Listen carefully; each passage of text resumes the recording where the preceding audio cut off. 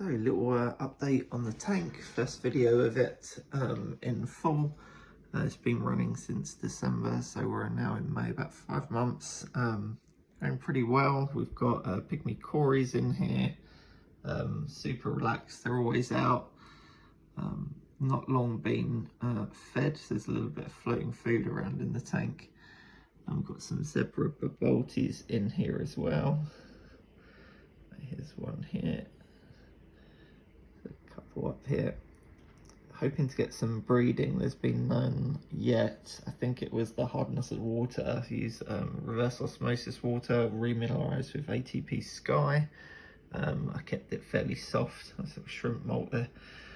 Kept it fairly soft. I'm going to try increasing the hardness. I saw a post of somebody saying they've had some breeding of these babote shrimp with harder water. There's not much information or consistent information online about getting them to breed. The cories are definitely going to have some little baby cories around. Might need to start giving some away at some point. It's a 100-litre tank with 20 pygmy cories, 20 zebra shrimp, so it's pretty not overstocked, but I think visually I didn't want too much going on in here, so I might end up having to donate or give some away. The plants, it's all Bucephalandra. There's the Brownie Ghost 2010, which is very popular because of this reddish colour, reddy purple colour. We've got some Helena in here, Swordadula Blue, Gladius, some Katrina, Micro Leaf. This is Maya. It's quite new to the market. Absolutely love it. It gets, when you first get it, this is a newer piece. It comes kind of green, but over time, this was put in months and months back, it starts getting this black curranty colour. Yeah, really nice plant. So let's have a look at the equipment. Tank's very quiet because of all of the soundproofing.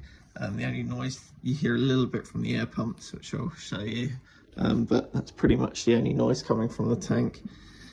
So the sump, the tank is 30 centimeters deep, and then we've got this extra 10 centimeter section at the back here. It's 60 centimeters long, 40 down. So it's quite a big sump for the tank. The water first runs through this overflow. I put in some filter floss padding. I've cut loads of these up, so whenever I feed the fish I tend to pull it out, put in a fresh one or another one that's clean. Then I give it a little rinse under the tap and leave it in the sun to dry. So yeah, these should last a long time, but it's just to keep any critters out of the sump really. The first chamber is 40 ppi porate sponge. It then goes into a fluidised bed that I've now set up. The medium here's a mixture of K1, K1 Micro, and the Helix that came in a Biomaster. In this side of the fluidised moving bed, there's an Axis pump that feeds a CO2 reactor, so that's why it doesn't quite roll as cleanly on that side. The CO2 reactor is in the end chamber, along with 2 Aqua EL heaters that are not currently firing. They're connected to an Inkbird. There's a temperature monitor in this end chamber as well. I'll show you that shortly, but then yeah, just offcuts of sponge and odd bits and bobs I had. I just stuffed it on the top there. Then the water comes from this end chamber down into the Biomaster in the cabinet, which is a recent addition, completely overkill. Yeah, light is Shihiros Universal WRGB. I've got a couple of little fans to manage the heat that generates.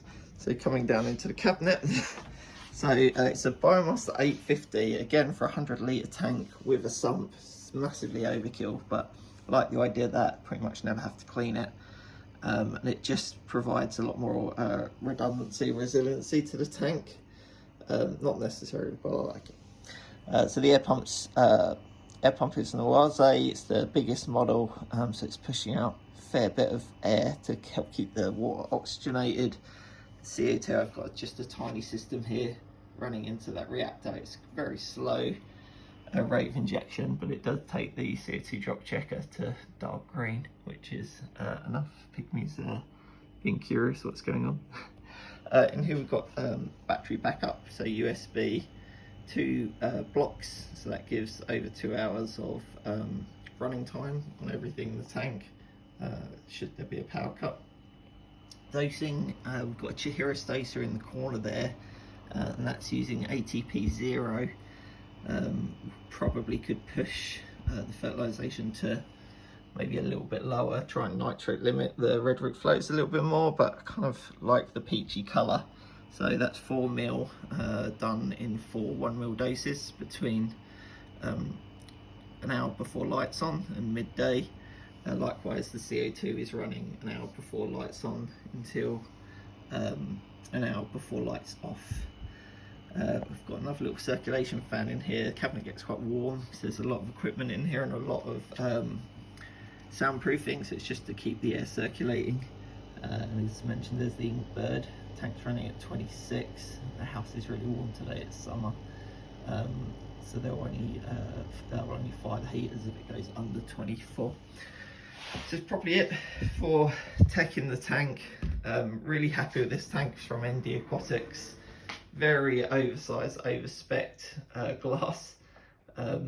Went for pretty much as thick as they were willing to do. Tank's was hugely heavy to get in here. But yeah, definitely love that thick framed look that it gives. I think it's a little bit more unique than the slimmer normal size glass. But yeah, very happy with the tank overall. Hopefully it will continue to improve. Yeah, and see you all next time.